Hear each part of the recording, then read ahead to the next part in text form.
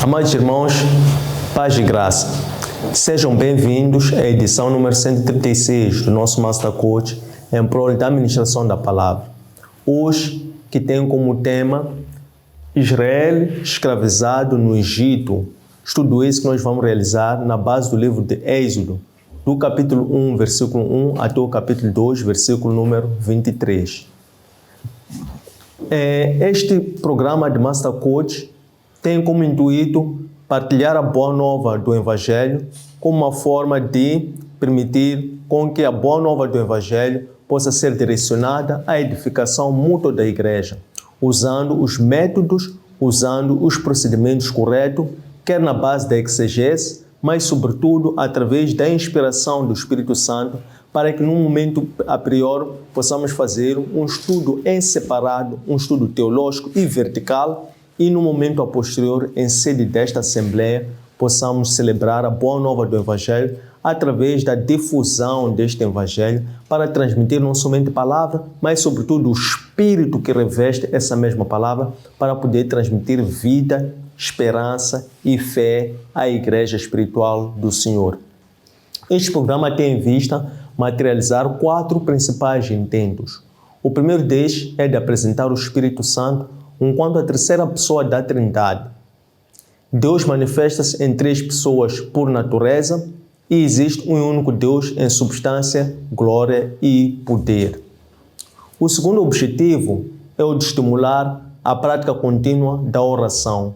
Orar e vigiar, obedecendo dessa forma a instrução do mestre da oração, que nada fazia sem antes consultar a seu Pai, e através desta oração possamos não somente falar de nós, mas principalmente falar dos outros, pois desta forma, orando uns aos outros, nós possamos assim manter esta igreja unida através da cristocentridade. O terceiro objetivo é o de estimular a prática da meditação contínua às Escrituras Sagradas, para que desta forma possamos encontrar a vontade do Senhor revelada nas suas Sagradas Escrituras, pois a única forma de nós conhecermos a Deus é através da busca pela sua face, da busca pelos seus atributos, da busca pela sua natureza, através da leitura às Escrituras Sagradas. Desta forma, o Senhor se apresenta ao seu servo, o Senhor se apresenta a todo cristão, para que lá o cristão possa extrair a essência e possa se regenerar e transformar-se continuamente para se parecer com Cristo como seu imitador. O quarto e o principal objetivo é o de unir a igreja.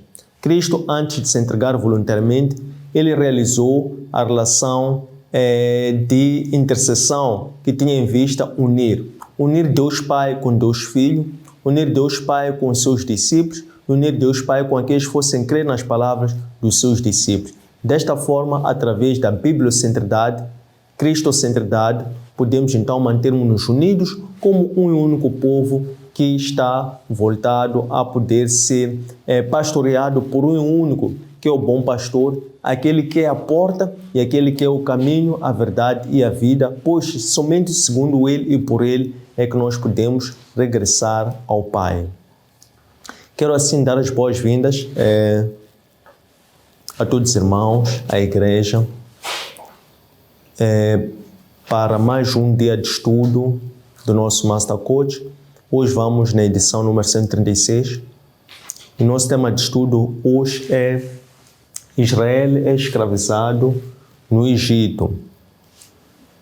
Esse estudo nós vamos realizar na base do livro de Êxodo, que é o segundo livro do Pentateuco, é o segundo livro na cronologia do cânon bíblico, e hoje vamos fazer o estudo que vai iniciar o segundo livro do cânon bíblico, o segundo livro do Pentateuco, que é o livro de Êxodo. Vamos fazer o estudo do capítulo 1, verso 1 até o capítulo 2, versículo 23. Isto é, vamos fazer o estudo dos capítulos 1 e capítulo 2.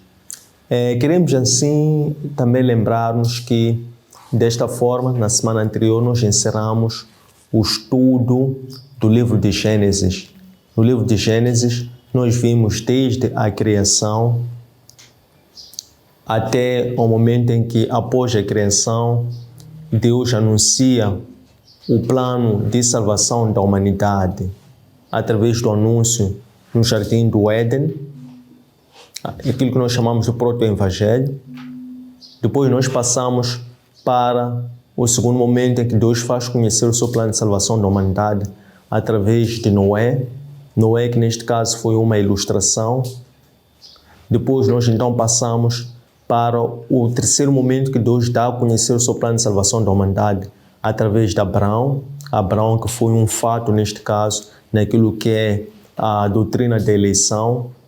E então começou ali um momento em que Deus, através de Abraão, escolheu uma família para que através de Abraão e sua esposa Sarai, eles fossem ser pais de filhos espirituais. Eles fossem se tornar pais espirituais para serem descendentes de filhos espirituais. E houve desta forma uma expansão do conceito de salvação. Se antes Noé, Deus escolheu uma pessoa, aqui em Abraão, Deus separa Abraão para que através de Abraão e Sarai, que é um casal, eles então pudessem levar a salvação para todas as famílias da humanidade. Então Deus escolhe Abraão, faz o pacto com Abraão, faz aliança com Abraão, para que através de Abraão, Deus então pudesse levar a salvação para toda a humanidade. Então nós ali vimos, no estudo de Gênesis, vimos a aliança abraâmica, a aliança de Deus com Abraão. Depois vimos essa transferência da aliança através dos patriarcas descendentes de Abraão. Segunda linhagem que foi estudo de Isaac. Terceira linhagem foi o estudo de Jacó. E o quarto e último momento foi o estudo de José. José, que foi aquele que introduz então o povo hebreu lá na terra do Egito. Então foi tudo isto que nós levamos como estudo nesta primeira parte do primeiro livro do cânon bíblico, e hoje, precisamente hoje, vamos entrar então para o segundo livro do cânon bíblico, que é o livro de Êxodo. Na última aula, nós tivemos como estudo precisamente o momento em que José dá-se a conhecer aos seus irmãos. E ele se apresenta: eu sou José. E os irmãos perdoam-se mutuamente entre si.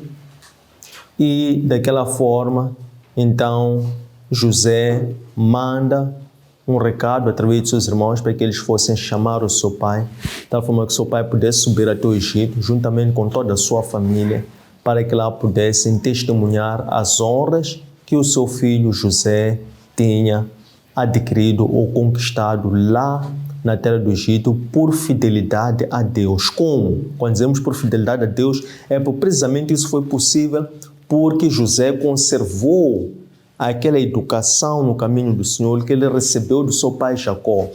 Por quê? Porque da mesma forma em que José, ainda estando a viver sob o leito de proteção de seu pai, começou a ter aquelas visões, aquelas revelações divinas sobre o seu futuro através dos sonhos e visões, e este mesmo José, que quando é desterrado, é retirado do convívio da proteção do seu pai, é vendido como escravo pelos seus irmãos lá para a terra de Egito, estando a viver em casa de Potifar e a servir como escravo.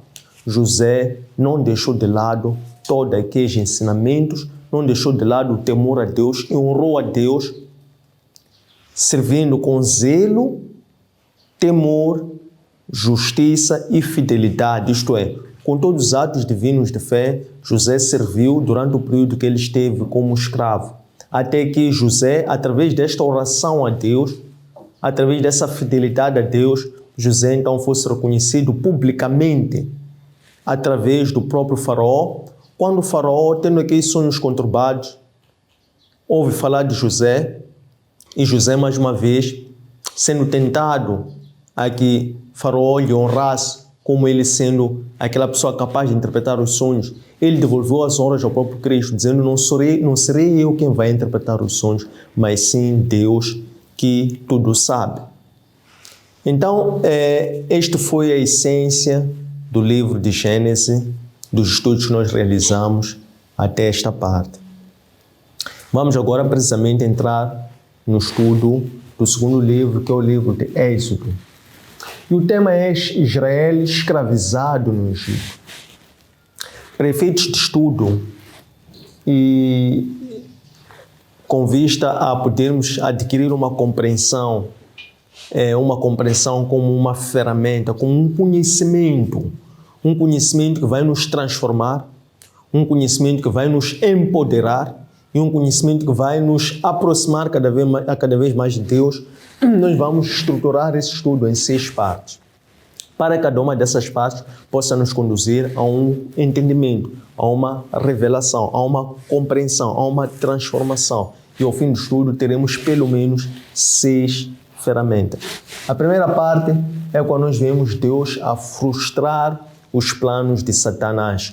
Qual era o plano de Satanás neste momento? O plano de Satanás neste momento é aquele plano que Deus anunciou lá no Éden, quando diz que iria pôr uma rivalidade interna entre a mulher e Satanás. Então o plano de Satanás era não outro senão colocar o homem contra Deus. Então Satã queria a todo caso manter o homem cativo, manter o homem sob o pecado, porque o homem, quando vive no pecado, o homem é um escravo do pecado.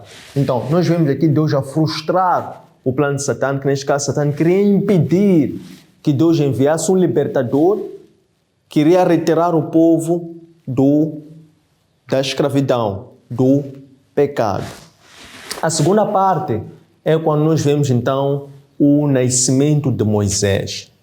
No nascimento de Moisés nós vamos ver que Moisés, por ser um libertador, o seu nascimento em si é também um ato milagroso, porque é a sua mãe Joquedebe que lança Moisés colocando numa cesta, num junco, e aquele junco é betumado e depois aquele junco fica ali a flutuar no leito do rio Nilo e daquela forma Moisés é salvo.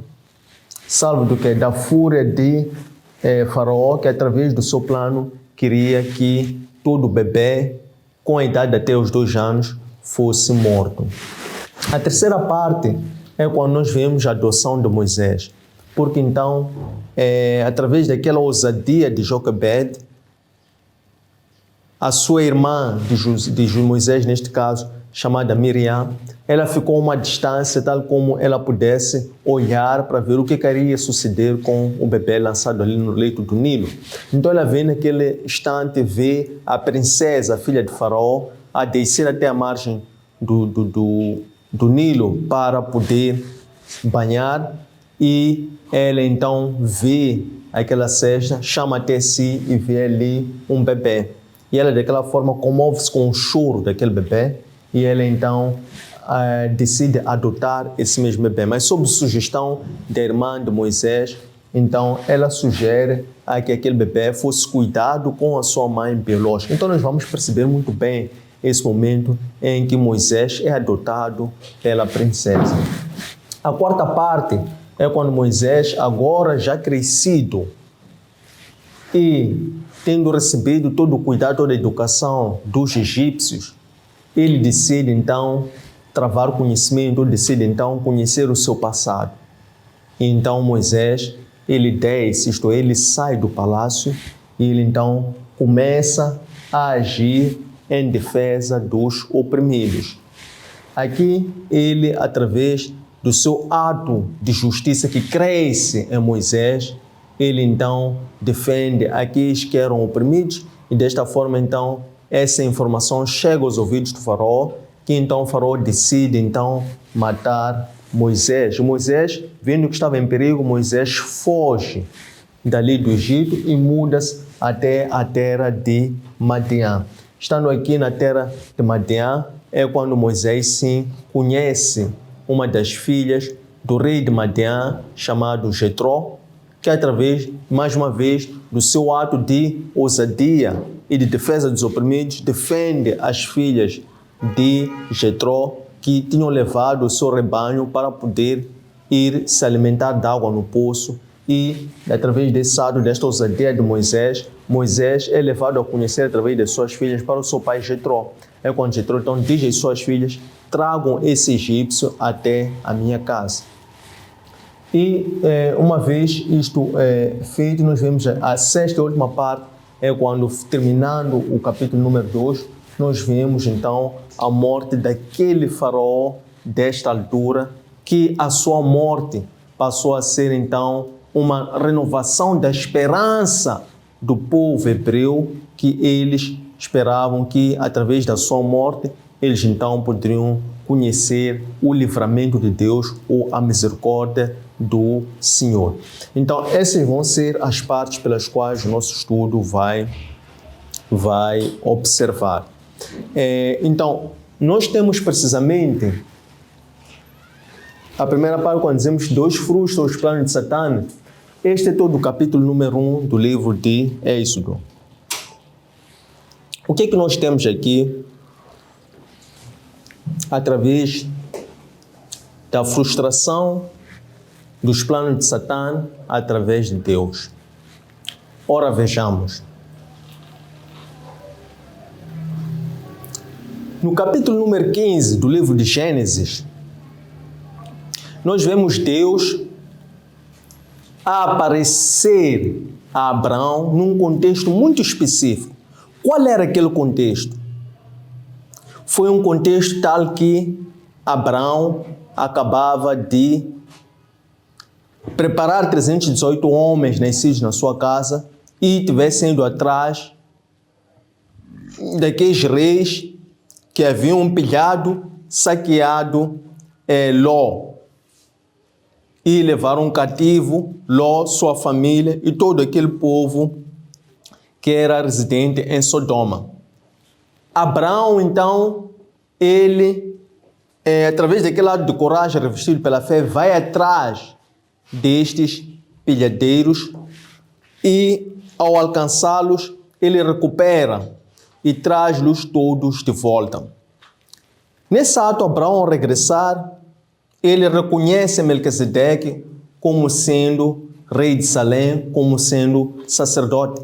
E Abraão, recusando dar os bens ao rei de Sodoma, ele, de contrário, disse: fique tu com os bens, que é para não dizer que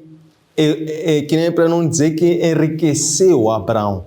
Daquela forma, Abraão dá dízimo de tudo aos reis, neste caso, ao sacerdote de Salém, neste caso que é Melquisedeque. Deus, ao ter se agradado desta fé de Abraão, Deus aparece no capítulo 15, versículo número 1, dizendo: Abraão, não temas, eu sou o teu escudo. A tua recompensa será muito grande. Então começa aqui um diálogo muito interessante quando Deus dirige essas palavras para Abraão. Porque Abraão pergunta a Deus: o que é que tu poderás me dar se tudo que eu tenho é somente um escravo chamado Eliezer, que será o meu herdeiro? Então Deus diz para Abraão que o teu herdeiro não será este, mas será um que vai sair das tuas entranhas. E depois Deus convida Abraão a sair da sua tenda e diz para Abraão olhar para o alto e ele contar as estrelas caso ele conseguisse.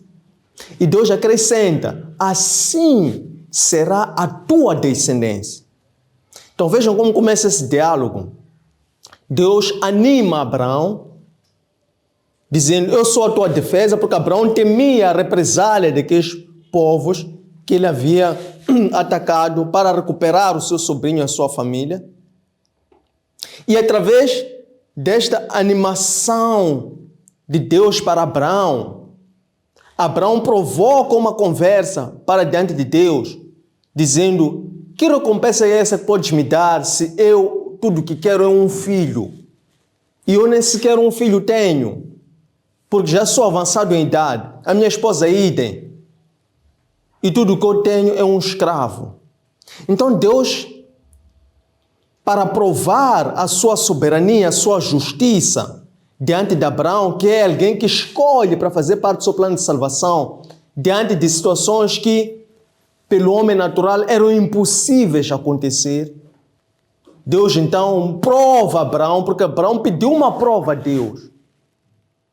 Abraão primeiro pediu uma prova a Deus, disse: quem é esse meu descendente?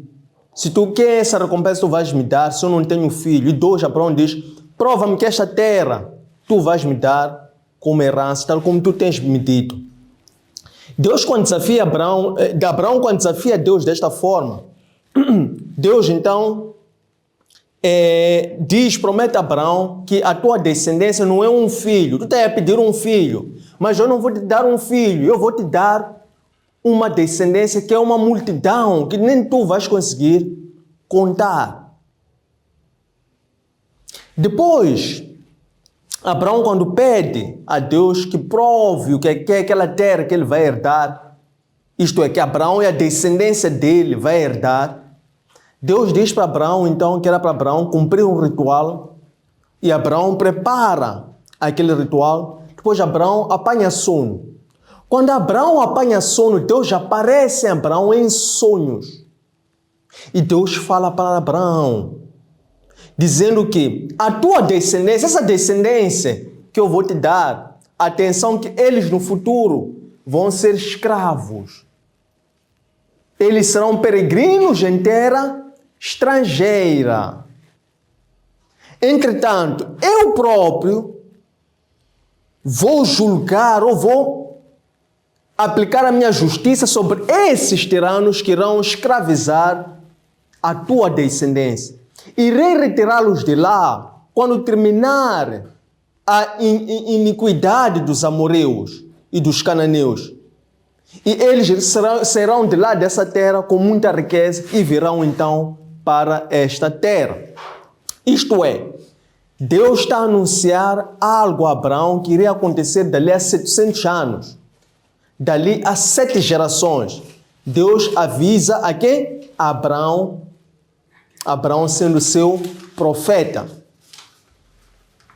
Então, é importante trazer isto para nós vermos precisamente livro do Êxodo, capítulo 1, versículo 1, em que depois nós vimos que a descendência de Abraão entra no Egito através de José, porque o estudo anterior que nós terminamos passado é quando José diz para os seus irmãos irem avisar ao seu pai para trazer o seu pai, todos os seus filhos, todas as suas esposas, toda a sua família para o Egito. E realmente entra no Egito nessa altura um povo, porque eram 70 pessoas. Então, 70 pessoas, através de José, entram ao Egito nesta altura. O que aconteceu depois? Para cumprir a aliança que Deus tinha feito com Abraão, os hebreus começam a multiplicar-se em número, começam a frutificar-se, começam a fazer-se semelhantes, porque eles eram muito fecundos, tal como aquela promessa que Deus fez para Abraão, quando Abraão disse que tu me darás como recompensa, eu nem sequer tenho um filho. Deus disse, não é um filho que eu vou te dar, mas vou te dar uma multidão, tal como tu nem sequer vais conseguir contar. Então, nós vemos agora, passados 300 anos, passados 300 anos, nós vemos que entram 70. Depois, esses 70 começam a multiplicar-se, cumprindo a promessa de Deus feita a Abraão 300 anos antes. Os hebreus vão se multiplicando porque eles tornaram-se férteis. Esta fertilidade foi a bênção do Senhor. Foi pela vontade do Senhor para cumprir o que Deus tinha prometido a Abraão. Isto é, Deus queria lhes fazer numerosos, para que depois eles fossem escravizados naquela terra estrangeira. E depois, quando terminasse a iniquidade dos amorreus, dos cananeus, Deus lhes retirasse-lhes, enviasse um Salvador para lhes retirar agora do Egito e os conduzisse até aquela terra prometida, para que eles saíssem dessa terra com muita riqueza e fossem herdar aquela terra prometida. Então nós vemos no Êxodo 1:1, temos os 70 que entram, depois esses começam a se multiplicar. O que aconteceu quando começam a se multiplicar? Porque a primeira parte diz que Deus frustra os planos de Satanás. O que acontece? Nessa altura já havia morrido aquele faraó que conhecera José e que tinha prometido dar descanso, terra e prosperidade à família de José. Veio outro faraó que tinha outros planos, outra mentalidade. E ele encontra uma situação agora ele herda, ele toma posse, toma o poder do Egito. E ele, quando faz uma apreciação da situação do Egito, ele identifica um risco, um problema. Então, este era o plano de Satã, que está a agir por intermédio deste rei do Egito, deste faraó. E ele, então, sussurra no ouvido de faraó, porque o diabo é astuto. Ele diz a faraó: você tem um grande risco, um grande perigo, porque esses hebreus em número são muitos. E eles, no futuro, podem ser uma ameaça para a tua estabilidade, para o teu poder continuar a manter-se. Então, a forma que você tem de impedir com que isso ocorra é de enfraquecer os hebreus, porque eles são muito em número. Então, enfraqueça-os. Porque no futuro, quando os países vizinhos verem nos atacar, eles são capazes de se aliarem aos vizinhos e nos dominarem. Então, nós vemos agora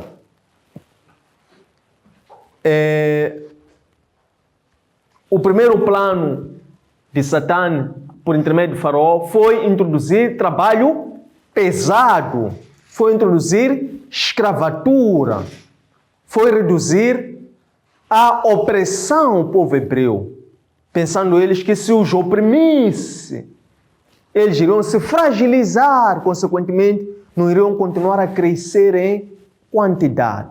Perceberam? O que aconteceu de contrário? Primeiro, Deus frustra esse plano, porque quanto mais os oprimiam, mais eles se reproduziam e multiplicavam. Porque o diabo é astuto, é o pai da mentira e não tem nada a perder. Tem uma e única agenda, que é perseguir a mulher e os filhos da mulher. Frustrado esse seu primeiro plano, ele introduz o segundo plano. Então, ele manda exarar um decreto, uma ordem.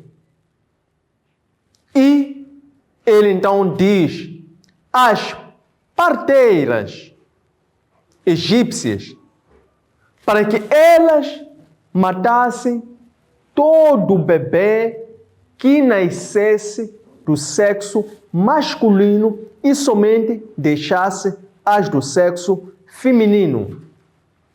Só que essas parteiras, mesmo sendo egípcias, elas eram tementes a Deus. E elas simplesmente desobedeceram esta instrução de Faraó, esta instrução de Faraó dirigida a elas, instigado pelo próprio Satanás. Então, o Faraó pergunta às parteiras, porque ela percebe-se que, decorrido anos, não está também mais uma vez a ver o decréscimo da natalidade dos hebreus, porque frustrou o primeiro plano, que era introduzir a escravidão, mas ele viu que com o andar dos anos continuavam a crescer. Introduz o segundo plano, também vê que continuam a crescer. Ele pergunta às parteiras: por que vocês não estão a cumprir a ordem que eu dei? E as parteiras então dizem a ele: as mulheres hebraicas, elas são muito fortes. Antes de nós aproximarmos para podermos tirar a vida dos bebês do sexo masculino, elas pessoalmente conseguem dar o parto. Isto é, elas mentiram a Faraó por temor a Deus. E a palavra de Deus diz que Deus honrou essas mulheres parteiras. Então, mais uma vez, o plano de Faraó é frustrado. O que o Faraó faz? Porque o diabo é o pai da mentira, ele nunca se cansa. Ademais, ele não tem outra agenda a não ser andar atrás de quem? Da mulher e dos filhos da mulher. Então, ele levanta, isto é, ele dá a conhecer o seu terceiro plano. O seu terceiro plano de opressão dos hebreus. Aqui, Satã queria, de uma forma direta, impedir com que nascesse o Salvador, o Libertador. Então, ele dá uma instrução agora a todo o povo egípcio. É uma norma que passou a ser do conhecimento de todo o povo egípcio. Ele disse assim: todo bebê do sexo masculino que for encontrado seja lançado no rio Nilo, isto é, seja morto por afogamento. Todo bebê do sexo masculino. Ele dá isso a conhecer a todo o povo egípcio. O que é que faz Deus, mais uma vez, para frustrar os planos de Satã? O Evangelho segundo Mateus, capítulo 2, versículos 13 e 14, fala-nos de Maria e José, pais de Cristo. O que aconteceu? Nessa altura, houve magos que vieram do Oriente e dirigiram-se até Jerusalém, foram consultar a Herodes, aonde é que iria nascer o príncipe dos judeus. Estes homens eram astrólogos, eram adivinhos, e eles seguiam as estrelas e eles queriam saber onde. Porque Herodes também não sabia, chamou os seus adivinhos, também não souberam onde é que iriam nascer. Então Herodes dá uma instrução errada, que é mais uma vez um plano de Satã, diz aos adivinhos: ao teres identificado o local que vai nascer o príncipe dos judeus, no regresso, passa e diga-me onde, porque eu também quero ir adorar. O que Deus faz?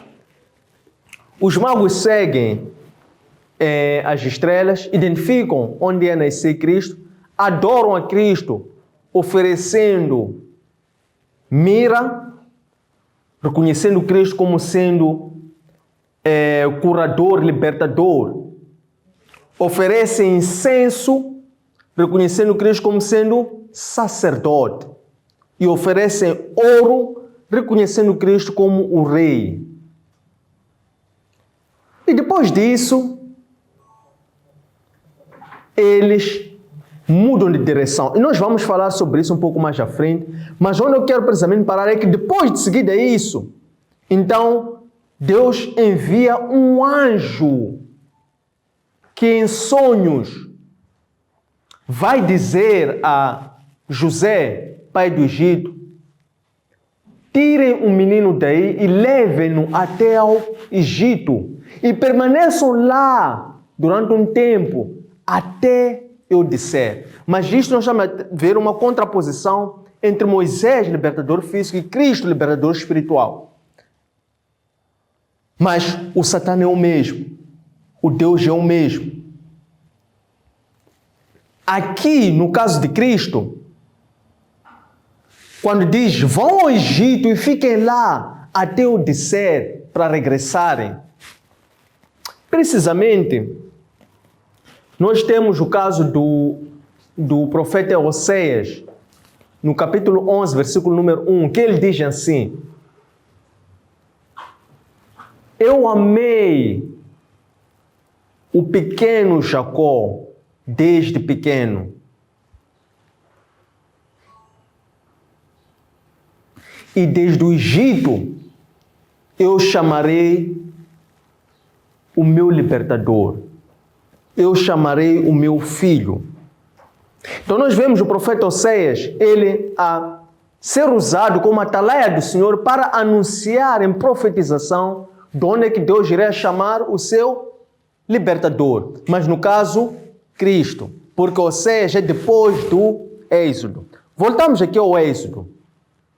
O que acontece é que, na altura de Moisés, este mesmo povo, que é tirado do Egito, da escravatura, pela mão dura do Senhor, eles depois, mais à frente, que são os filhos de Jacó, descendentes de Jacó, eles se esqueceram da misericórdia de Deus e eles foram infiéis, eles adoraram ou prostraram-se diante de bezerros.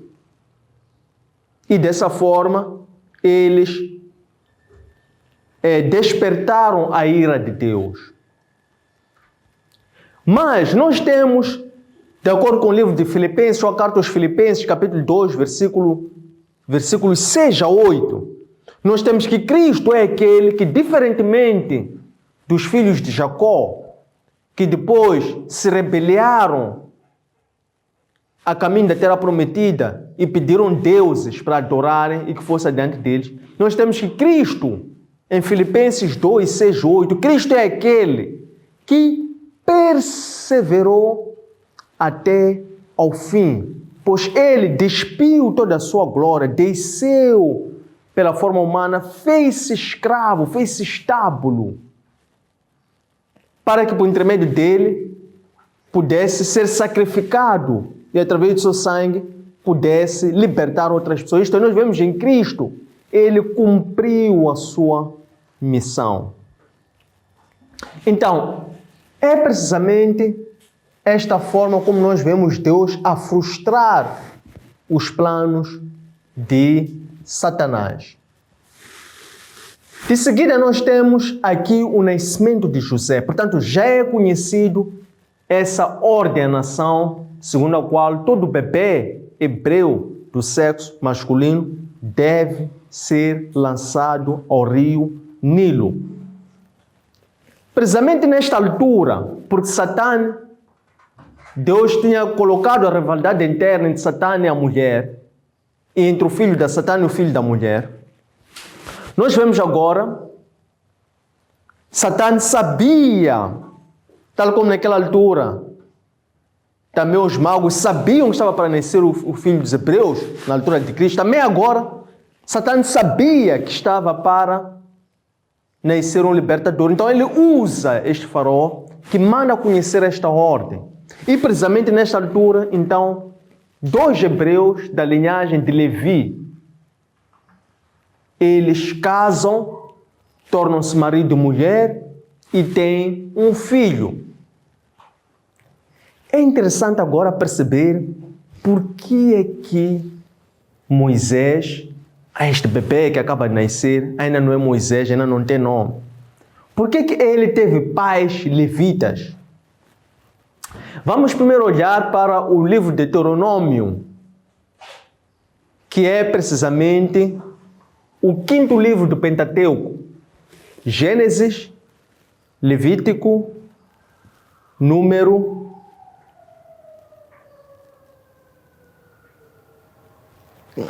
Gênesis, Êxodo, Levítico, Números e Deuteronômio. No livro de Deuteronômio, capítulo 10, versículos 8 e 9, diz ali a palavra do Senhor que os levitas foram escolhidos para levantarem a arca e para poderem prestar um culto diante da arca do Senhor. Que os levitas haviam sido separados por lei para que esses pudessem apregoar o nome de Deus ao povo. Porque, de acordo com esta passagem, os levitas têm herança com o Senhor. O que significa isso que os levitas têm herança com o Senhor? Vamos recuar agora para Levi, porque os levitas são descendentes da tribo de Levi, e Levi foi um dos 12 filhos de Jacó. No caso, foi o 3º filho de Jacó. Vamos recuar até a Gênesis capítulo 34 para perceber o que aconteceu, para que então os levitas passassem a ter herança com Deus e não herança com Jacó, porque Levi é filho de Jacó. No capítulo 34 do livro de Gênesis, nós temos que, em certa altura, quando a filha de Jacó, chamada Diná, sai para travar conhecimento e é estrupada por Siquém, filho dos príncipes de Siquém,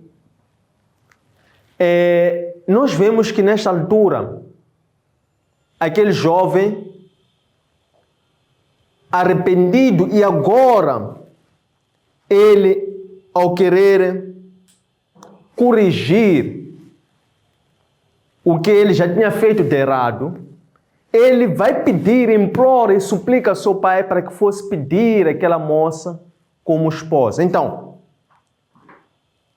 o pai de Siquém, filho de Siquém, e ele próprio vão pedir a Jacó a mão da filha de Jacó e aos irmãos de Jacó em casamento. O que aconteceu aqui? Houve uma dissimulação dos filhos de Jacó, que eles fingiram que iriam ou que queriam uma familiaridade com os siquemitas. Então eles exigem a circuncisão. Tal como nós vemos em muitas famílias nos dias de hoje, condicionam a união de dois filhos a que eles tenham uma mesma fé. Os hebreus, para eles, era uma grande abominação se juntaram aos siquemitas. Para eles, os siquemitas eram incircuncisos. Então eles dizem aos filhos de Jacó que todos os siquemitas fossem circuncidados, e somente mediante isso é que eles poderiam se juntar como uma única família. Mas o que aconteceu? Todos os homens siquemitas que foram circuncidados no terceiro dia, quando eles estavam extremamente fracos, nós vemos 2 dos 12 filhos de Jacó, no caso, Simeão e Levi, o segundo e o terceiro filho de Jacó, com Lia. Esses pegam a espada e passam a fio de espada todo o homem natural de Siquém. E passam também a fio de espada todo o gado. Portanto, votaram tudo anátema, destruíram tudo e levaram os outros bens e levaram também as mulheres siquemitas. O que disse então Jacó mediante isso? Jacó se enfureceu com seus filhos, ficou triste com Simeão e Levi e disse: vocês me enfureceram na medida em que a vossa mão pegou a espada, e a espada que é o sinal da violência, e vocês praticaram a violência. Deste modo, vocês me tornaram desditoso, isto é, um homem sem honra, um homem que não tem palavra. E o que eu vou agora fazer se eu estou em menor número só com a minha família? E este povo vizinho então poderá vir e atacar-me. É quando Jacó então, Deus o chama e diz para que ele saísse dali e levasse toda a sua família e fossem até Betel. Mas nós vemos mais adiante, no capítulo 49 do livro de Gênesis, é quando Jacó, já velho, Jacó chama todos os seus filhos para poder ler a herança dos seus filhos. Ele diz: eu quero vos anunciar o que vai acontecer no vosso futuro. E Jacó começa a ler o destino de cada um de seus filhos, do mais velho até ao mais novo. E ele, quando chega em Levi, ele diz que tu és instrumento de violência, porque pegaste a espada e cometeste violência. Consequentemente, tu não terás herança comigo, mas irás viver em várias cidades dos teus irmãos. Ora, aqui há um duplo sentido. Quando ele diz tu és instrumento de violência, a falar que com a espada, por um lado é aquela espada que eles usaram para matar todos os siquemitas, mas também aqui Jacó estava a antever a espada que mais adiante os levitas iriam usar para poder matar aos irmãos, aos filhos, aos vizinhos que haviam se prostrado diante ou que iriam se prostrar diante do bezerro. Ainda não tinha acontecido. Por outro lado, nós vemos igualmente aqui Jacó, quando diz que vocês não terão herança em minha casa, mas irão até viver nas cidades vizinhas dos vossos irmãos. Efetivamente, está a dizer que vocês não terão herança comigo. Consequentemente, eles passaram a ter herança com Deus. O que teve que acontecer para eles terem herança com Deus? Então vamos agora olhar para esse momento em que os levitas, então, eles são reconciliados com Deus. É no livro de Êxodo, capítulo número 32. Aqui, nós vemos um ato muito interessante, muito poderoso, que é Moisés. Deus chama-o e Moisés sobe até o Sinai. Moisés aqui já tirou o povo da terra prometida. Reparem que esse estudo é muito profundo, porque ele vai para frente, vai para trás, vai para frente, vai para trás, mas o nosso estudo está no nascimento de Moisés, mas nós estamos a querer perceber por que Moisés nasceu de onde? Pai e mãe levita. É por isso que estamos a falar isso, para vocês perceberem profundamente o significado teológico disso. Então, os levitas primeiro foram deserdados por Jacó. Por quê? Porque eles foram instrumentos de violência. Mas mais à frente, em Êxodo capítulo 32, Deus chama Moisés até o Sinai, e Moisés sobe ao Sinai, e Moisés deixa o povo sob cuidados de Arão, seu irmão, sacerdote. O povo, então, vendo que Moisés estava a demorar, porque o povo era ansioso, era inquieto, era inclinado à iniquidade, o povo estava tão corrompido com a cultura egípcia, eles começaram a fazer confusão com Arão, a dizer: Moisés está a demorar, nós precisamos de um sacerdote, precisamos de um Deus que possa ir adiante de nós. Nós estamos a caminhar no deserto. Qual é a segurança que nós temos? Esse que nos tirou lá do Egito já não está aqui, está a demorar. Precisamos de uma defesa. E começam a contender com Arão. O que Arão faz, irmão de Moisés? Arão diz a esse povo: tirem os vossos brincos de ouro e entreguem-me os vossos, das vossas mulheres, dos vossos filhos. E eles então tiraram, recolheram. Arão derrete, funde e faz um bezerro de ouro. E Arão põe diante deles, e aquele povo então prostra-se e começa a adorar esse bezerro. Moisés está lá no Sinai com Deus, e Deus diz a Moisés: Moisés, este teu povo, é interessante agora, Deus diz a Moisés: este teu povo, quando antes dizia meu povo, diz: este teu povo, lá embaixo, está a adorar deuses. Então, vai-te, desce até eles, porque eu quero mandar a minha ira para o seu povo. Isto é, nós vemos agora Deus como sendo, o Cristo como sendo, a obra de Cristo tem um dos atributos, dos desígnios da obra de Cristo, é que ele é propicitário. O que significa ser propicitário? Significa que Cristo é aquele que criou condições para que a ira de Deus pudesse descer.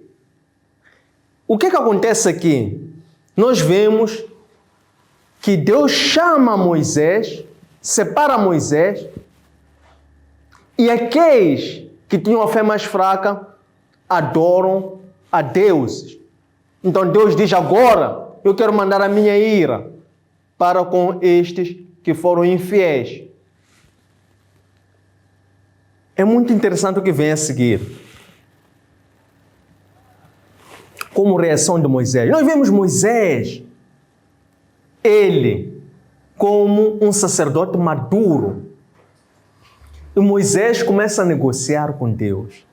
Tal como nós vimos Abraão, que negociou também quando Deus anunciou a Abraão que iria destruir todos os cidadãos de Sodoma e Gomorra. Nós vemos agora Moisés começa a negociar com Deus. Moisés começa a interceder para Deus, para que Deus poupasse aquele povo. Moisés então diz a Deus: Senhor, perdoa-os. Considere a aliança que tu fizeste com Abraão, com Isaac, com Jacó, que tu prometeste que irias dar a eles uma grande multidão, uma grande nação. Esta nação é aquela que tu tiraste do Egito. E se os egípcios ficarem a saber que tu tiraste a eles depois de lhes destruísse, o que os egípcios vão dizer? Então, perdoe-lhes. E nós vemos que Moisés sensibilizou a Deus. Moisés pediu que Deus fizesse regressar essa sua ira.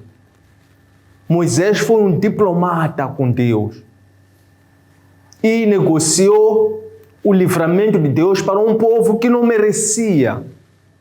E nós vemos aqui Deus considera o que Moisés diz. E Deus diz: eu irei poupar esse povo. Por consideração a si. Mas de seguida, Moisés desce para ir ter com aquele povo. Quando Moisés desce para ir ter com aquele povo, Josué lhe interpela e diz que estou a ouvir o alarido daquele povo. Então Moisés diz a Josué: este alarido deste povo não é o alarido nem dos vencedores nem dos perdedores, mas é por uma festa que estão a fazer. E Moisés, quando chega, encontra eles, encontra aquela situação toda. E Moisés, então, ele pega aquele bezerro, destrói totalmente aquele bezerro na frente de todo o povo. E Moisés, então, chama todo o povo ao arrependimento. E diz assim: vocês que queiram se arrepender, venham até aqui. E a palavra do Senhor diz que compareceu quem? Os levitas. Somente os levitas ouviram e obedeceram este chamado de Moisés. Então Moisés diz aos levitas assim: peguem na espada, coloquem sobre a vossa coxa e punam com a espada todos os que cometeram a infidelidade para com o Senhor, todos que se prostraram para adorar a bezerro, para idolatrar a Deus. E os levitas, sem hesitar, eles passaram a fio de espada a irmãos, a vizinhos e a seus amigos. Diz a palavra de Deus que tombou, por causa deste arrependimento, deste ato de justiça dos levitas, 3.000 homens. 3.000 homens naquele momento. E desta forma nós vemos que agora os levitas são reconciliados. A palavra do Senhor mais adiante, numa das cartas, numa das epístolas, neste caso na epístola de Pedro, 1 de Pedro, capítulo 2, versículos 13 a 16, nós vemos que Pedro diz que agora vós sois geração santa, sacerdócio, vocês sois a geração eleita, sacerdócio santo. Isto é, se antes, nessa altura, existiam os levitas que eram separados somente para cuidar do culto, invocar o nome do Senhor e levantar a arca, agora todo aquele que é remido, que se converte, que é batizado pelo Espírito Santo, este é sacerdote do Senhor. Então, nós vimos este motivo pelo qual Moisés é descendente de 2 levitas, pai, mãe. Quando esses geram a Moisés, ainda não era Moisés, era um bebê, e um bebê formoso. A mãe de Moisés, chamada Joquebede, ela escondeu este bebê durante 3 meses.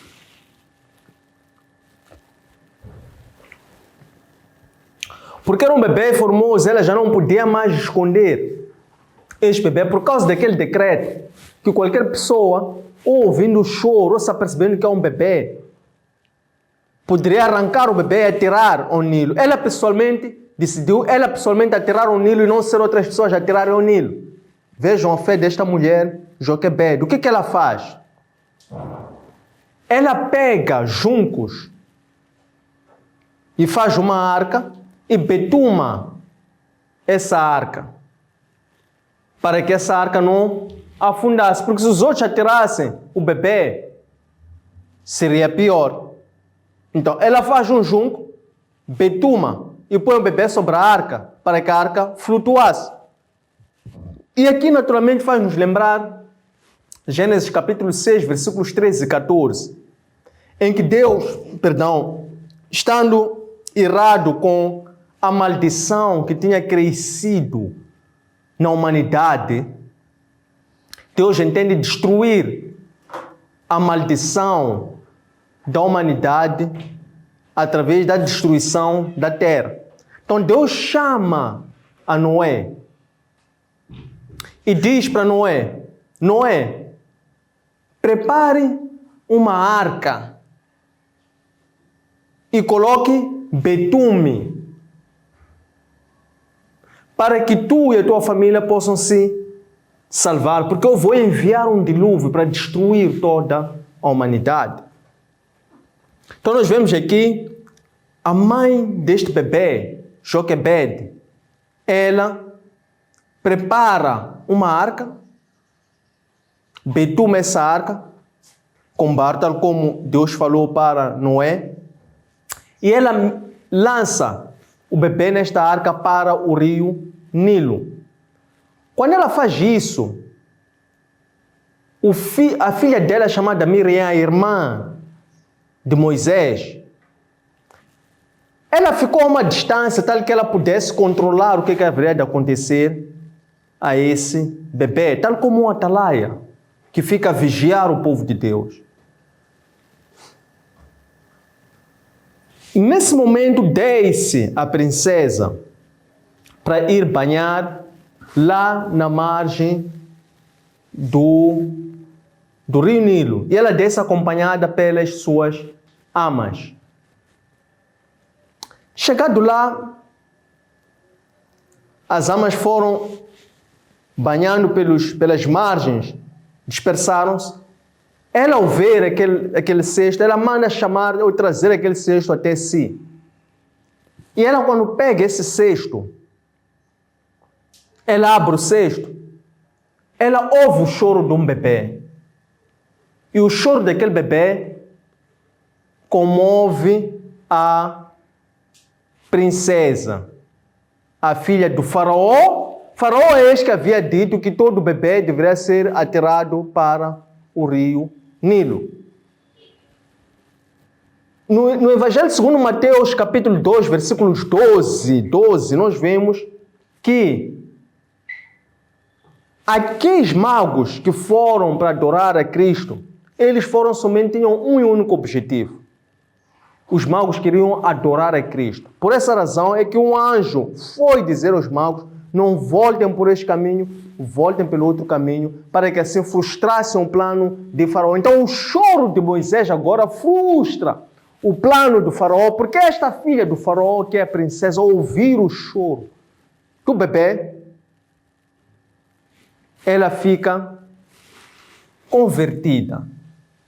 Ela fica com compaixão por aquele choro daquele bebê. E ela decide então proteger este bebê. Então desce a irmã deste bebê, que é a Miriam, desce e vai prontificar-se em ajudar a princesa. E diz assim a princesa: não seria melhor que este bebê fosse entregue a uma mulher, para que essa mulher pudesse lhe amamentar e cuidar, para não te dar trabalho, entre aspas? E a princesa diz assim: sim, é uma boa ideia, arranje essa mulher que eu vou lhe pagar o salário. Então, desta forma, nós vemos este bebê teve a oportunidade, através dessa astúcia da Miriam, da irmã deste bebê, este bebê teve a oportunidade de ser cuidado com a sua mãe biológica, que era também levita. Efetivamente, a carta a Timóteo, 2 de Timóteo, capítulo 3, versículos 13 até 16, nós temos lá que a palavra de Deus, ela tem duas componentes. Aquela é a palavra de Deus, mas que chega até nós por intermédio da revelação da sua vontade a homens, mas homens inspirados pelo Espírito Santo, para que esses homens pudessem fazer constar a palavra de Deus numa linguagem tal que nós outros homens pudéssemos ver e compreender e conhecer a Deus. Então, aqui em Timóteo, o apóstolo diz que a palavra de Deus, ela é apta a poder instruir, a poder educar, a poder aperfeiçoar ao homem para que ele conheça os caminhos do Senhor. E nós vemos precisamente aqui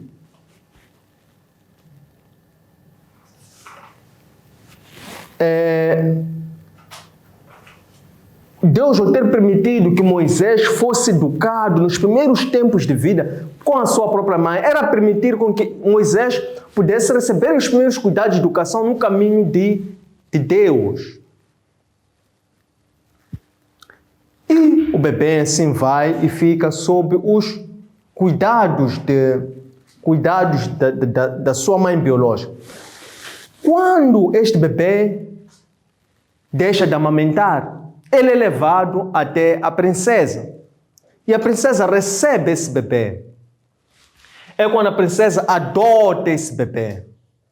E atribui a esse bebê o nome de Moisés, que em hebraico significa Mosh, que significa tirar. Porque ela diz, eu tirei-o do rio Nilo. A carta aos Romanos, capítulo 8, versículos 28 a 30, diz que o Senhor, Ele conhece as pessoas desde o ventre da sua mãe. Ele conhece, Ele predestina, Ele chama, Ele justifica e Ele glorifica. Então, Ele está no controle de todas as coisas, sobretudo para aqueles que amam o Senhor do fundo do seu coração e que foram chamados segundo o seu propósito. Temos aqui o caso de Moisés. Ele é predestinado pelo nome que lhe dão, Mosh, tirei-o. Ele aqui está a ser predestinado pelo nome para aquilo que ele iria ser no futuro como seu destino. Então, de seguida, nós vemos, então, Moisés é adotado pela princesa e Moisés, então, ele passa a viver sob os cuidados da princesa, isto é, Moisés cresce não como um escravo, porque todos os hebreus no Egito eram escravos. Moisés cresce e é educado como um homem livre, cresce como um egípcio e cresce a ser educado no palácio, como sendo filho adotivo da princesa. Moisés, quando se torna adulto, a dada altura, o seu espírito deseja conhecer o seu passado, deseja conhecer os seus irmãos. Por quê? Naquele contexto que era Egito nesta altura, os seus irmãos estavam ou eram escravos e os egípcios eram livres, os egípcios eram opressores. Então, Deus fala para Moisés através do seu espírito, de tal forma que Moisés deseja sair do palácio, do conforto do palácio e ir para fora, para ir ver como é que os seus irmãos estavam. Enquanto Moisés passa no primeiro dia, ele encontra um egípcio a oprimir um hebreu. Então Moisés interfere nesta briga, nesta disputa, porque ele quer defender o mais fraco. E Moisés, ao querer defender o mais fraco, porque o egípcio, neste caso, enfurecido, ficou ainda mais com raiva,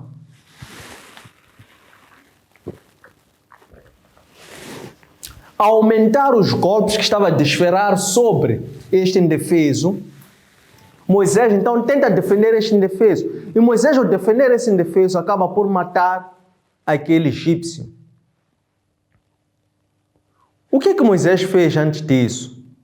É que Moisés, antes de entrar para essa briga, ele olhou para os lados, olhou para a esquerda, olhou para a direita, e ele não viu ninguém. E ele interfere em defesa do oprimido, e assim acaba por matar o agressor, que é o egípcio.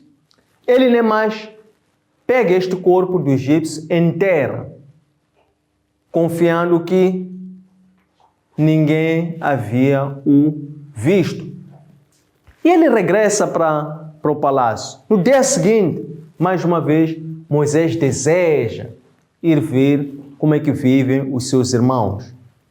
Desta vez, Moisés encontra dois hebreus, dois irmãos, a lutarem entre si. E Moisés então tenta interferir, aconselhando para que eles não lutassem entre si, porque eles eram irmãos. Então um deles vira-se para Moisés e diz assim: quem te nomeou a ti chefe e juiz nosso? Será que tu não vais querer nos matar como mataste ontem a um egípcio? Moisés, quando ouve isso, ele fica logo com medo, porque ele estava convencido que ninguém tinha lhe visto naquele suicídio ontem. E Moisés, então, receando aquilo, ele distancia-se. E aquela notícia, aquela informação chega até os ouvidos do faraó. Faraó, tomando conhecimento disso, ele então deseja fazer justiça diante desse ato. Isto é, ele deseja também que capturassem e levassem Moisés até si para ele matasse a Moisés. O que Moisés faz após esses dois atos de defesa dos oprimidos? E sabendo que Faraó queria lhe matar. Moisés então foge do Egito por recear a sua vida, porque estava inseguro. Ele foge e vai até um poço na zona de Madian. E ele senta-se sobre aquele poço. Nisto vem as filhas do sacerdote de Madian, em número de 7. Elas dirigiram-se precisamente para aquele poço onde Moisés se encontrava a descansar, no deserto de Madian. Estas mulheres, quando chegam até aquele poço, elas pretendiam tirar a água para poder dar ao rebanho do seu pai Reuel, ou Jetró. E então os outros homens mais fortes que ali se encontravam naquele poço impediram que as mulheres, filhas de Reuel ou Jetró, que queriam tirar água do poço para dar ou alimentar o rebanho, eles impediram, porque tinham mais força. Mais uma vez, Moisés, vendo uma situação de injustiça, ele aqui levanta-se e protege as 7 mulheres, filhas de sacerdote de Madian. Então, ele protege contra aqueles homens que queriam impedir que elas tirassem água para dar de alimentar o rebanho. E o próprio Moisés tira a água dali e ele dá de beber ao gado de Reuel que as suas filhas levavam para pastorear. E além disso, ele tira mais água e dá. E elas voltam para casa muito cedo do habitual. E o pai diz: por que vocês voltaram mais cedo? Se o pai sabia que sempre era uma guerra para as filhas conseguirem água. E que em condições normais elas por si não levariam pouco tempo, tal como naquele dia. E ele pergunta às suas filhas: por que hoje vocês vieram tão cedo? E elas dizem: nós quando chegamos lá houve um egípcio que nos defendeu e deu a água ao nosso rebanho. E desta forma nós podemos regressar mais cedo. Então o pai delas, sacerdote Madian, Reuel ou Jetró, diz a eles: e onde é que está esse egípcio? Por que não lhe trouxeram até aqui? Vão e tragam-no até aqui. E foram então convidar Moisés a ir viver ali na casa de Reuel. Reuel então dá uma das suas filhas, Zípora, como esposa para Moisés, e eles têm um filho, primeiro filho, que Moisés chama de Gerson. Porque ele diz, quando dá esse nome de Gerson, ele diz que é o filho que eu tive em terra estrangeira. É a minha bênção em terra estrangeira. Ele dá o nome de Gerson. Depois de seguida nós vemos que, passado alguns anos, então aquele faraó morre. Quando aquele faraó morre, o povo hebreu, eles, cansados e oprimidos que estavam, eles ansiaram que a morte daquele faraó pudesse ser o fim daquela dura servidão que eles estavam a passar. Então eles aumentam o seu clamor a Deus, invocam cada vez mais a Deus. E Deus ouve o clamor deste povo e Deus decide atender o clamor desse povo, porque precisamente nesta altura era chegado o momento em que Deus queria fazer cumprir o que aquela aliança tinha feito com Abraão, que no capítulo 15 do livro de Gênesis disse: o vosso povo será peregrino em terra estrangeira por 400 anos. E somente a quarta geração, quando terminar a iniquidade dos amorreus e dos cananeus, eu hei de lhes tirar de lá. E eles serão de lá com grande riqueza. E vou lhes trazer para esta terra que tu estás a perguntar, para eu dar-te como prova de que vou te dar essa terra. Então, somente quando isto acontecer é que eu hei de trazer. E nessa altura, Deus ouve o clamor do povo, quando acabava de morrer este rei, porque havia chegado o tempo de Deus. Então Deus ouve e Deus então decide atender o clamor ou a revolta do povo que pedia pelo seu livramento. Tendo chegado a este momento, queremos agradecer esta primeira parte do nosso estudo e abrimos agora para receber comentários, questões, sugestões para poder tornar o nosso estudo mais completo e integrado. Muito obrigado.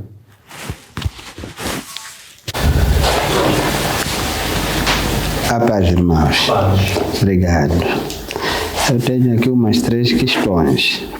A primeira é: por que Deus não termina com Satanás, sendo ele criador de todos e de tudo? Por que Deus não termina com Satanás, sendo ele criador de todos e de tudo?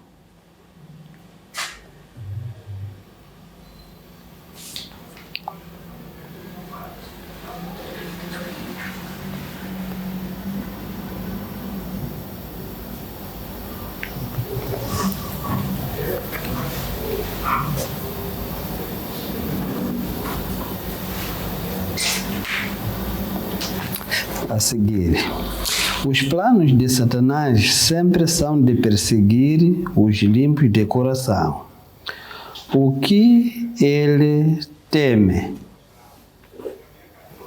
Os planos de Satanás sempre de perseguir os limpos de coração. O que ele teme?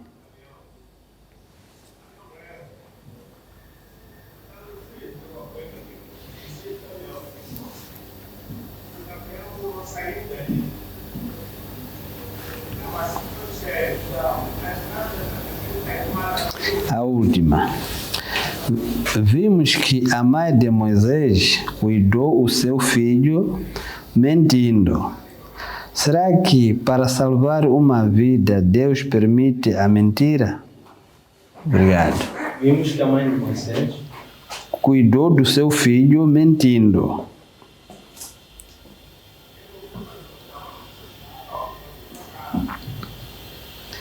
Será que para salvar uma vida Deus permite a mentira? Obrigado.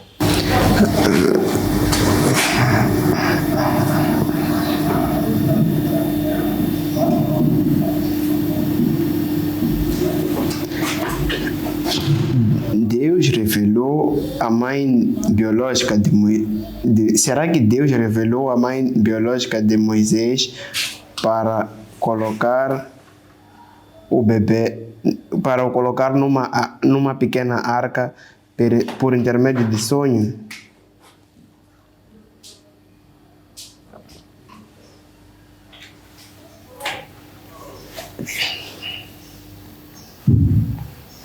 Será que Deus revelou por intermédio de sonho a mãe biológica de Moisés para o colocar numa pequena arca?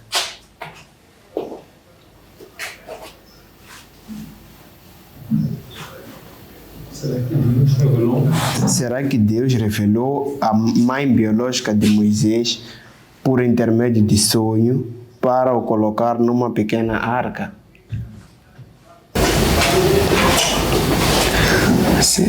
Depois da amamentação, Moisés foi entregue à princesa do Egito.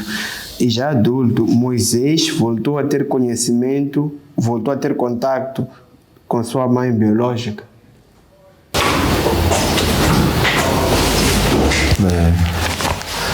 Amados irmãos, saudações. Quero desde já agradecer a proteção de Deus, de todos nós que estamos aqui hoje para ouvir esta pregação, esta palavra. Se Deus a dado momento protegeu-nos e nos fez chegar esta mensagem porque Ele tem um propósito para conosco. Esta palavra, eu vejo ela como se fosse o 6 de junho, que é o que nos deve embalar,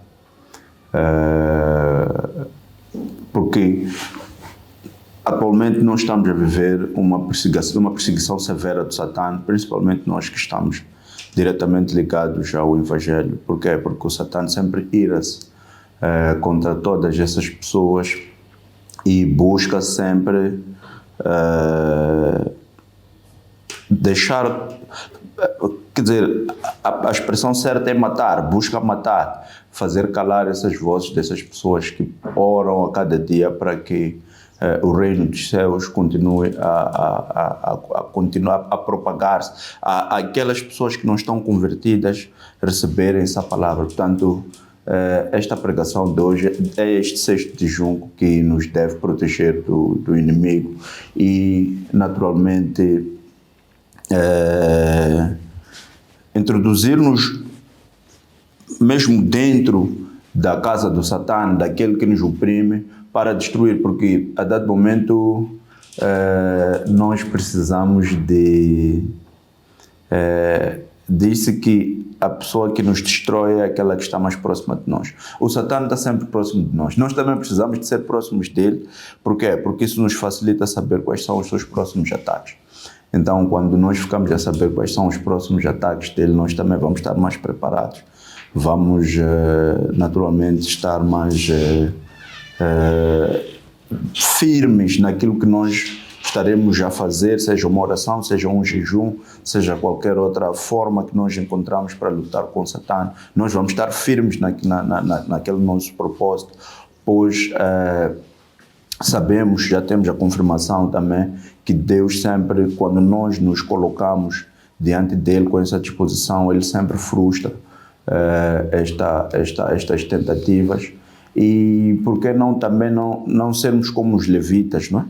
Que a dado momento eles viveram no pecado e quando ouviram a palavra de Deus também converteram-se. Por isso que é muito poderosa esta pregação de hoje, porque vai falando de como é que o Satã nos busca para o pecado e também vai falando também da forma como nós podemos voltar a sair deste pecado e ocuparmos locais muito mais prestigiados dentro do próprio Evangelho, como os levitas, que depois foram concedidos naturalmente o trabalho de conservação da própria arca.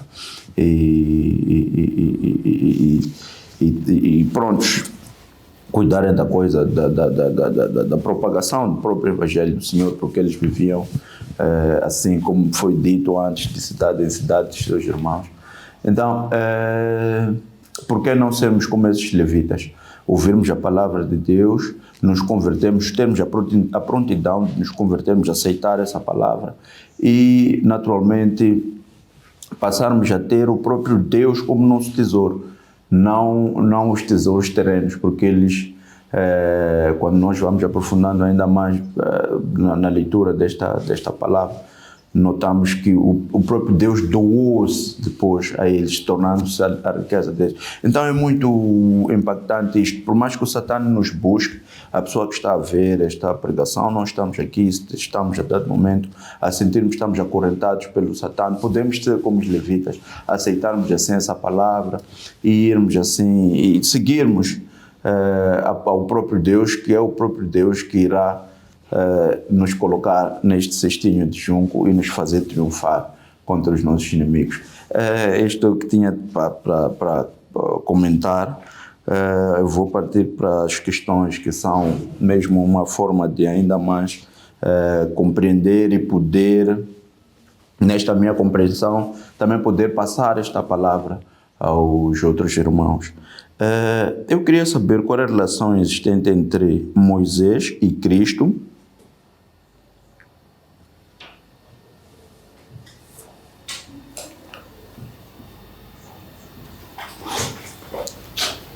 E porque ambos partiram da África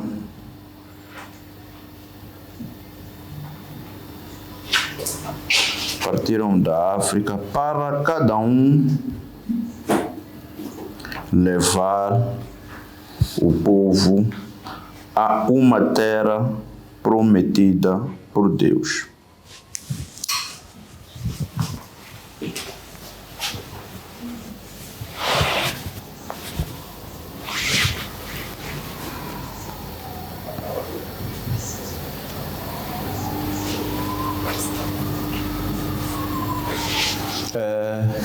Queria também saber qual é a descendência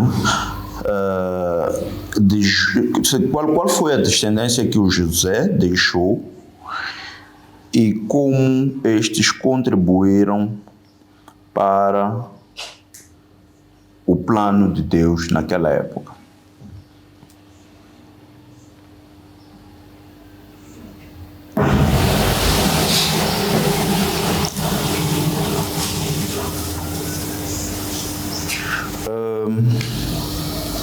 De quem descende Moisés e qual é a aliança que Deus tem para com ele?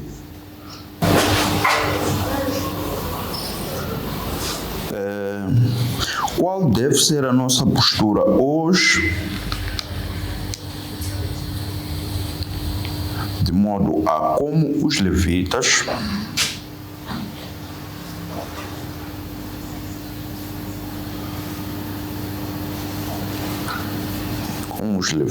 recebermos o perdão de Deus e passarmos a servir a Deus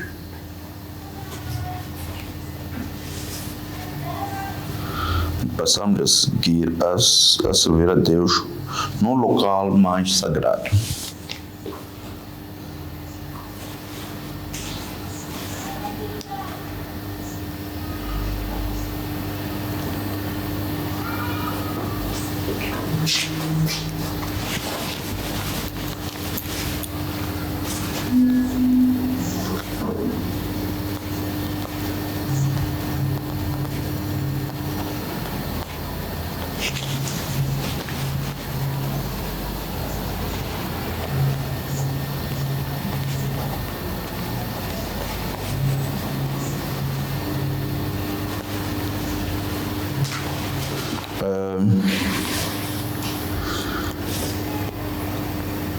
A seguir, o que Deus mantém insondável do Satã? O que Deus mantém insondável do Satã? O seu plano ou a intenção em cada plano seu?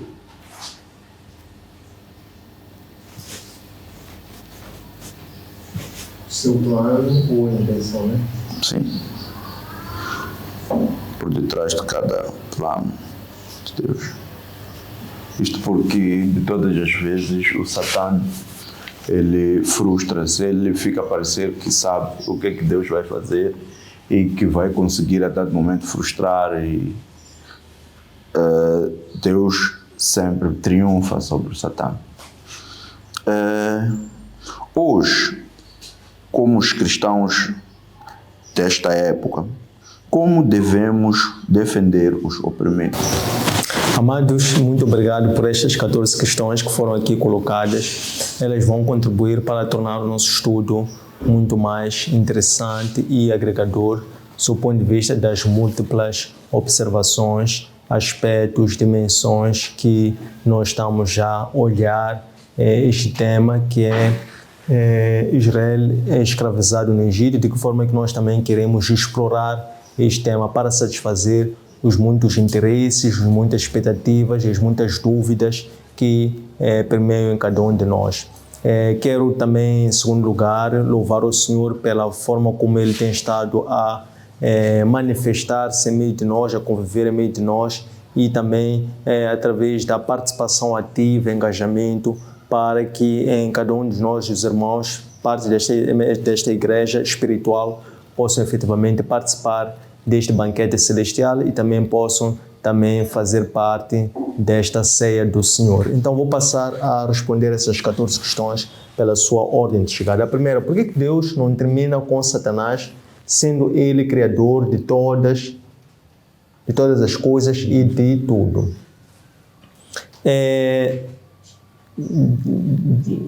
Deus, Ele tem o seu plano. O plano de Deus é um plano que é soberano. Quando dizemos que é um plano soberano, significa que Deus é Deus e o seu plano ele vai prevalecer independentemente das nossas vontades, e Ele também administra o seu plano, aquilo que chamamos de economia da salvação, segundo os seus modos, segundo os seus propósitos, na hora, nos modos e nos tempos que somente Ele é quem sabe, é que Ele é quem conhece. Então, Ele não termina, quando dizemos por que Ele não termina com Satanás, estamos a querer, talvez, eventualmente perguntar, por que Ele não termina a humanidade, ou Ele não regressa?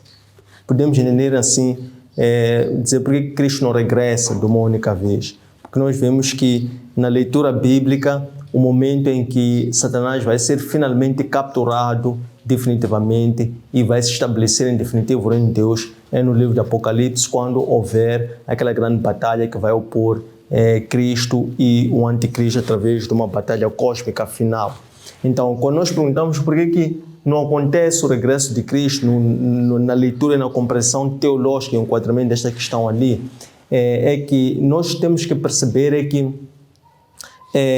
essa batalha teológica ela já aconteceu, ela já ocorreu no Jardim do Éden e, consequentemente, Cristo já foi anunciado. E Cristo já foi anunciado, para além de já ter sido anunciado, Cristo já veio e já cumpriu com a sua missão, porque Ele já enfrentou a cruz de Gólgota, e lá na cruz Ele venceu o pecado, venceu a morte e venceu também o inferno.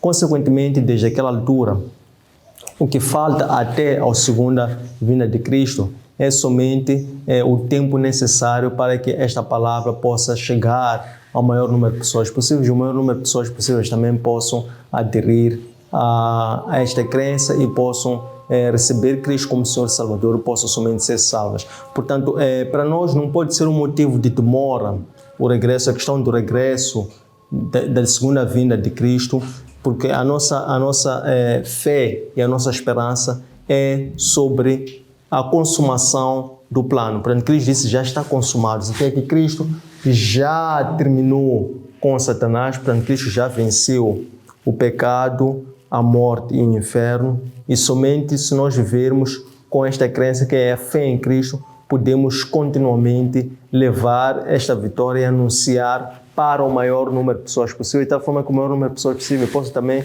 viver esta glória do Senhor, e assim possamos não viver ansiosos, mas precisamos viver como os pássaros, como os lírios do campo, e possamos assim buscar em primeiro lugar o reino de Deus e a sua justiça. Porque ao fim do dia não cabe a nós saber quando é que Cristo vai regressar, porque nem o mesmo próprio Filho também ele não sabia, nem cabia a ele saber quando é que o Pai, quando é que todas essas coisas que ele vinha anunciar iriam ocorrer. Isto é algo que não pode constituir preocupação para a igreja, somente nós devemos viver com os olhos postos no momento presente, não pensar quando, viver quando é viver ansioso, é viver a pensar quando, e isso não cabe a nós, viver ansioso ou ficar a pensar no que vai acontecer no futuro. A única certeza, confiança que nós podemos ter é no aqui e no agora, é nos apegarmos a esta mesma palavra, vivermos essa mesma palavra, porque tudo já foi consumado no passado. Desde então para nós não passa a haver uma diferença entre passado, presente e futuro. Nós vivemos somente o presente como uma certeza.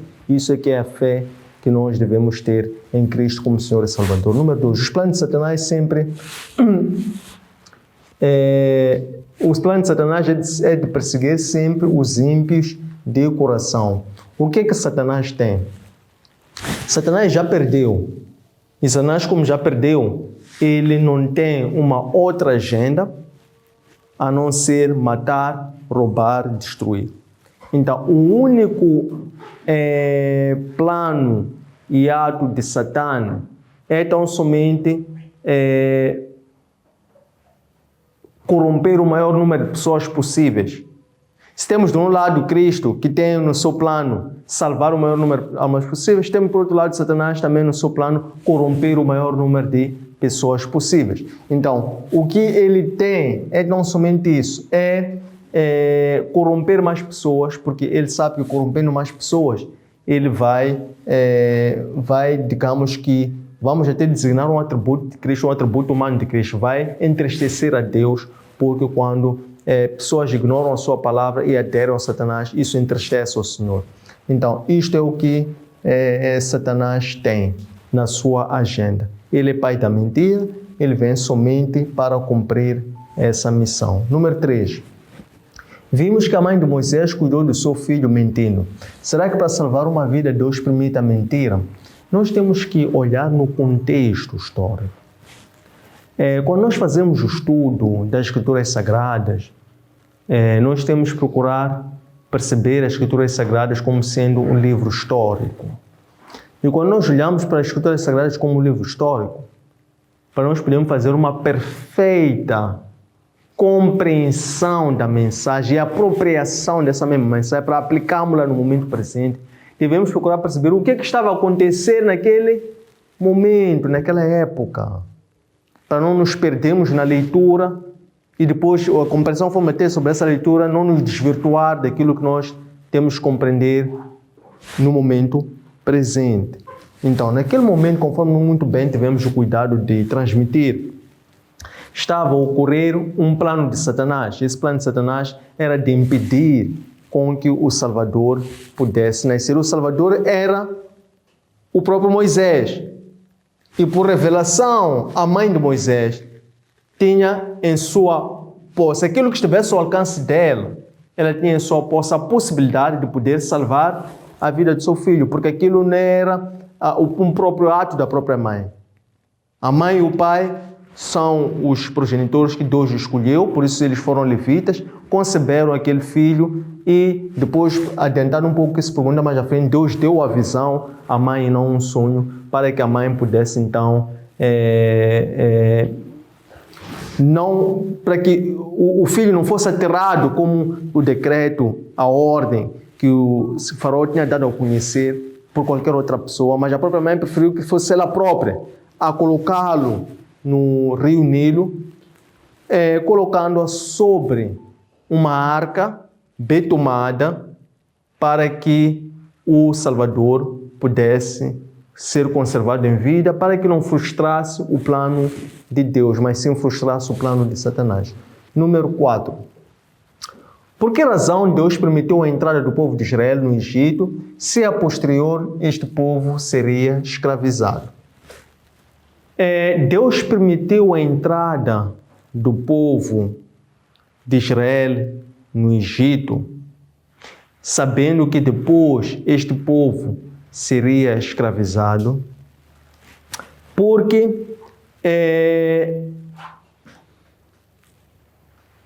o plano de Deus, a vontade de Deus, está desenhada na palavra de Deus tal como ela está. Ora, o plano de salvação da humanidade, que faz parte, esta parte da entrada do povo de Israel na terra do Egito, a forma como depois o povo egípcio, o povo judeu é escravizado no Egito para que depois fosse ser salvo, faz parte de um momento extremamente importante nas escrituras sagradas, que é o plano de salvação da humanidade por intermédio de Deus.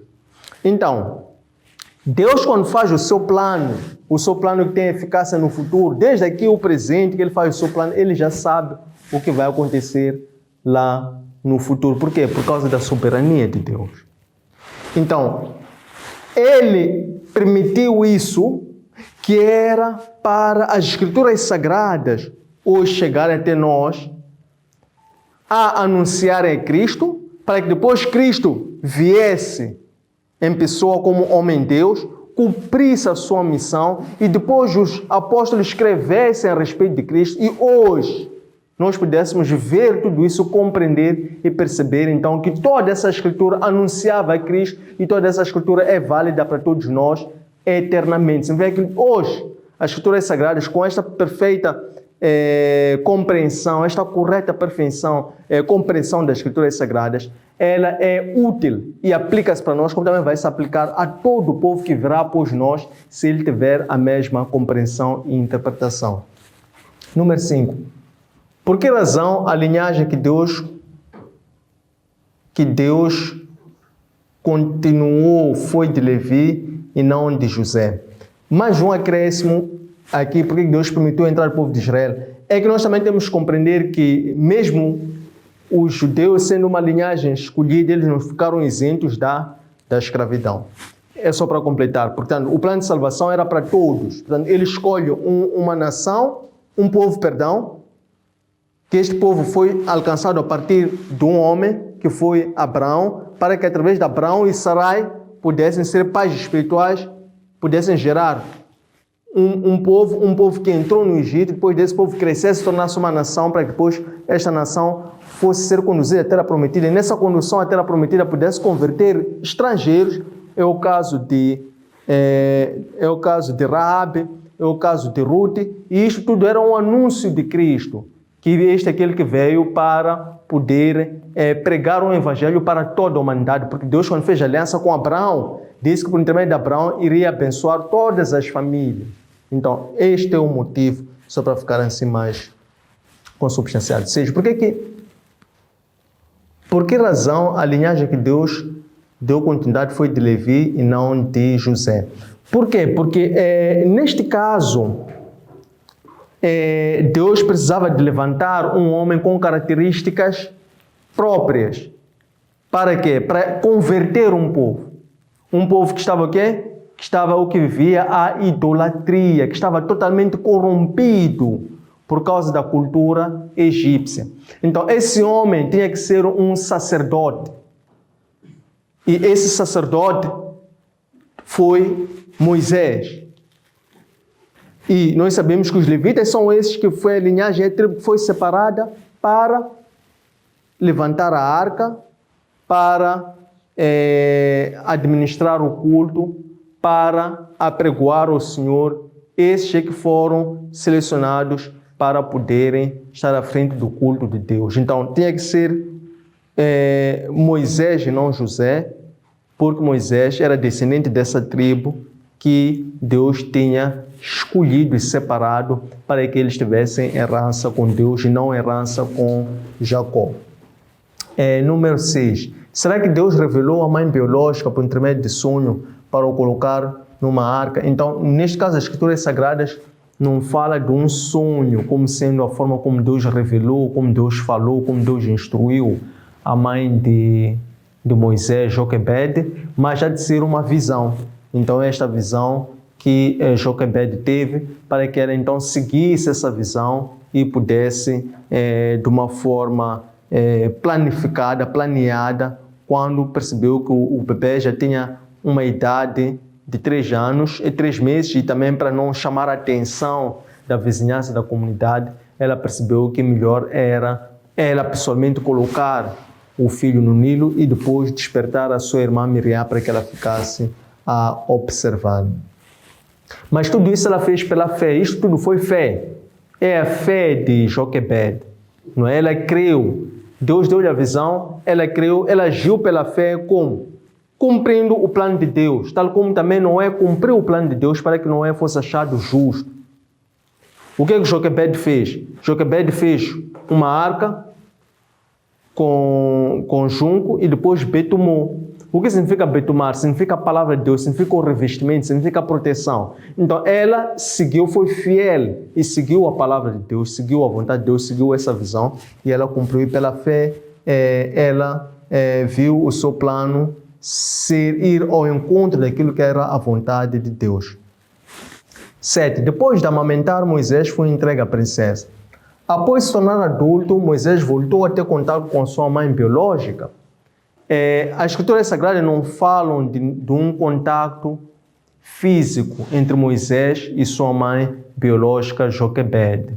Mas nós vemos um contato espiritual por toda a vida que Moisés fez, porque Moisés honrou aos seus pais na medida em que Moisés conservou aquela educação que recebeu de seus pais para que Moisés pudesse se tornar um homem justo e pudesse ser um homem que fosse temente a Deus. Então, através dessa forma, Moisés, ao ter saído, abandonado o palácio para passar a ir ver como viviam os seus irmãos e passar a se tornar um homem que defende os oprimidos, então ele aqui estava precisamente a cumprir a educação e os ensinamentos que teve com a sua mãe. Então, Moisés, toda a sua vida, tem um contato espiritual com os seus pais e até, sobretudo, com Abraão, que, aliás, foi o seu descendente, o seu antepassado. Então, tudo isto é, na verdade, um resultado de uma predestinação, sobretudo quanto Deus tinha feito com os antepassados de Moisés, incluindo também com a sua mãe. Número 8. Qual é a relação existente entre Moisés e Cristo e por que ambos partiram da África para levar o povo à terra prometida?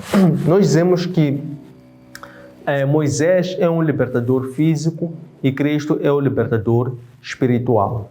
E ambos tiveram que partir de África, porque as Escrituras Sagradas também, em Oséias capítulo 11, versículo número 1, diz que do Egito chamei o meu filho. E ambos, estes dois libertadores, eles vieram de África. No primeiro caso de Moisés, ele nasce num contexto em que o povo hebreu está na terra do Egito, reduzido à escravidão. E ele é levantado a partir da África para que ele tirasse como libertador físico, tirasse através do êxodo o povo judeu de Egito para a terra prometida. No caso de Cristo, Cristo foi através de um anjo que, através do sonho, revela para que Moisés levasse o menino até o Egito e permanecesse no Egito até o momento em que ele iria informar. E dessa forma também nós vemos que Cristo assim escapou à morte por parte de Herodes também que queria da mesma forma matar Cristo para frustrar os planos de Deus. Número 9. Qual foi a descendência que José deixou e como é que esta descendência contribuiu para o plano de Deus naquela época? Moisés teve 2 filhos, Manassés e Efraim. E esses 2 filhos fizeram parte da herança de Jacó, porque Jacó, ao ter excomungado os seus filhos Simeão e Levi, ele incluiu na sua herança os 2 filhos de José. e, consequentemente, eles fizeram parte das 12 tribos que compuseram todo o povo, toda a nação de Israel. Então, é desta forma que eles fazem parte da herança deixada por Jacó e também que eles fizeram parte da constelação das 12 tribos que compuseram a vasta nação de Israel. Número 10. De que descendência Moisés é e qual é a aliança que Deus tem para com ele? Moisés, ele, em termos de linhagem, de tribo, ele é descendente da tribo de Levi. Por sua vez, Moisés é descendente de Abraão. E a aliança que Deus teve para com Moisés era que Moisés fosse o libertador físico. Moisés é aquele que, quando Deus anunciou a Abraão que os teus descendentes serão peregrinos em terra estrangeira, mas depois de terminar a iniquidade dos amorreus, eu irei te retirar para trazer a terra prometida. Esta terra que tu pedes para eu te mostrar como prova. Então Moisés é este instrumento que é enviado por Deus para enterrar este povo quando termina a iniquidade dos amorreus e dos cananeus para levar até a terra prometida que é Canaã. Número 11. Qual deve ser a nossa postura hoje, de modo que, como os levitas, possamos receber, perdoar e servir a Deus no local mais sagrado? Então, a nossa postura hoje, para nós como os levitas que primeiro foram deserdados por seu pai Jacó, e de modo que eles não tiveram herança com Jacó, mas sim tiveram herança com Deus, de tal forma que eles não residiram numa única terra, não tiveram uma cidade como as outras 11 tribos, mas passaram a viver dispersos nas várias cidades dos seus irmãos. Portanto, eles tiveram herança com Deus.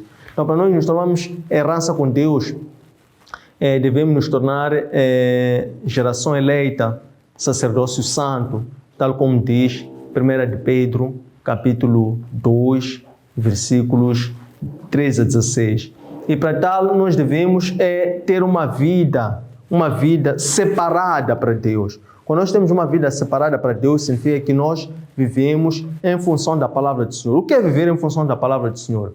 É nós encontrarmos fundamentação nas palavras de Cristo, quando Ele defendeu, quando Ele repostou aquela acusação do diabo, aquela tentação do diabo que diz que converter, já que estás com fome, converte essa pedra em pão. Então, Cristo respondeu prontamente que não só do pão viverá o homem, mas de toda a palavra que vier da boca de Deus. Então, ali, este que é a vocação daqueles que querem ser herdeiros, querem ter herança com Deus. São aqueles que vivem de toda a palavra que vem da boca de Deus. O que é viver de toda a palavra que vem da boca de Deus? É buscar não só compreender a palavra de Deus, mas, sobretudo, aplicar a palavra de Deus na sua própria vida. Isto é, para que a palavra de Deus seja o seu combustível no dia a dia. Como? Guardando a palavra no seu coração. Como é que nós guardamos a palavra no nosso coração? Quando nós somos obedientes à palavra de Deus. Então, o grande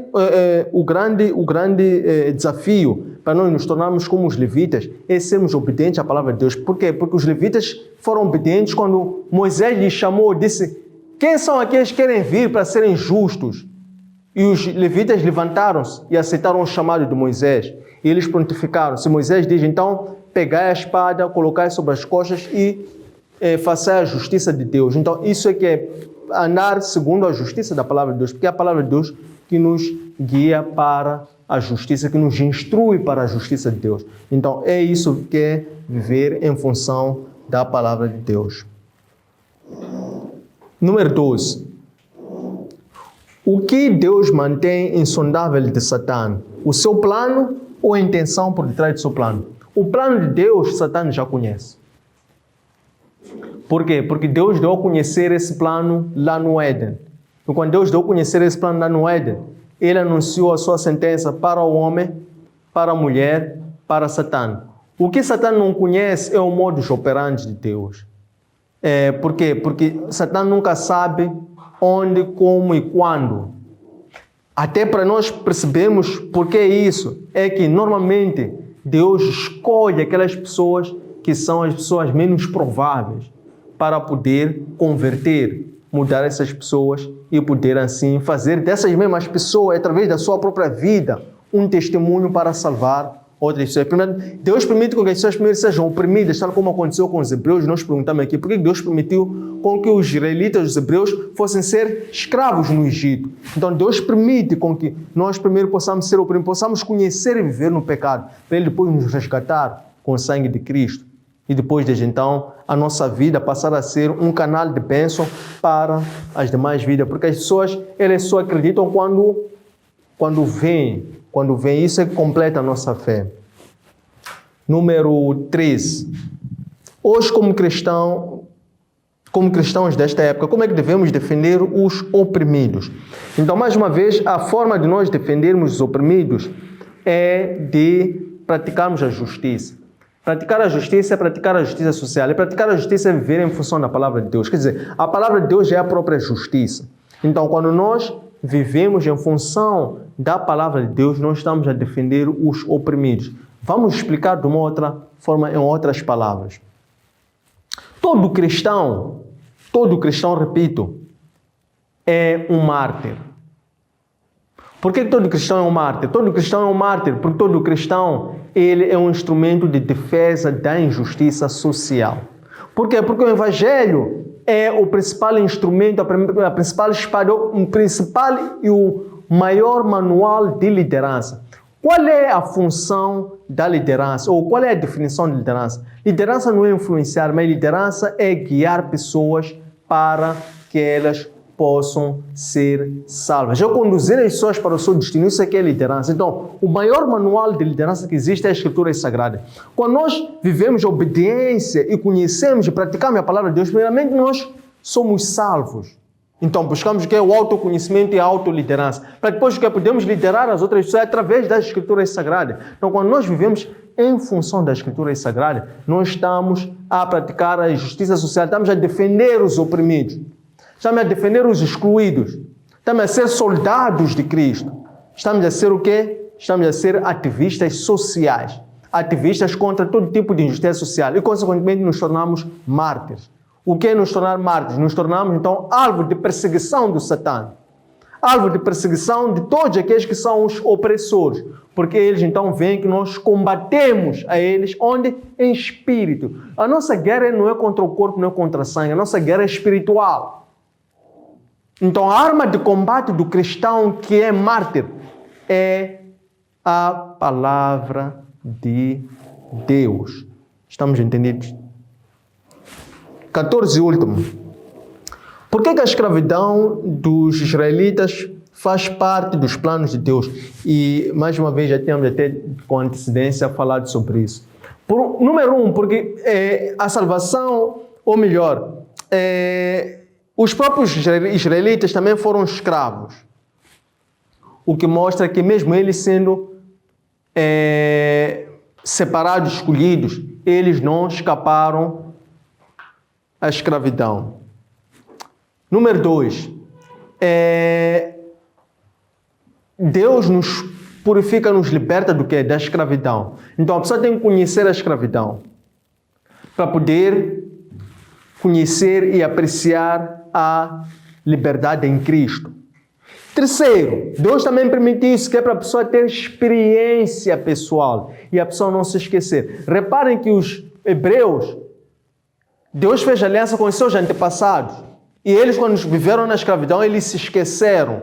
Por quê? Porque o homem tem memória curta. Vive em função daquilo que está a acontecer no momento presente. Por quê? É a opressão da carne que fala mais alto e faz com que o espírito desfaleça, esqueça da aliança. Então, Deus permitiu com que estes tivessem experiência pessoal para acordar a memória desta geração. Quantas gerações foram agora desde Abraão? 7 gerações, 700 anos.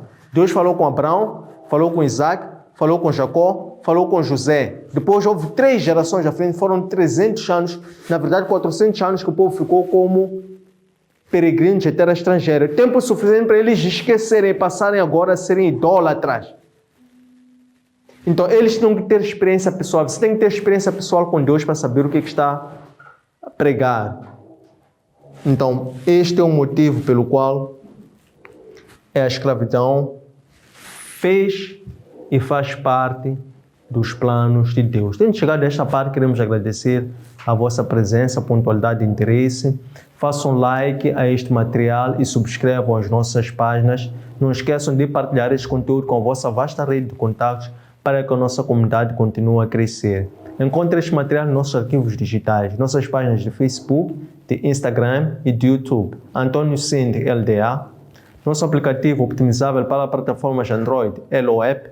Nosso webpage www.academiaserve.com. Espero que gostem, um abraço de luz e até breve.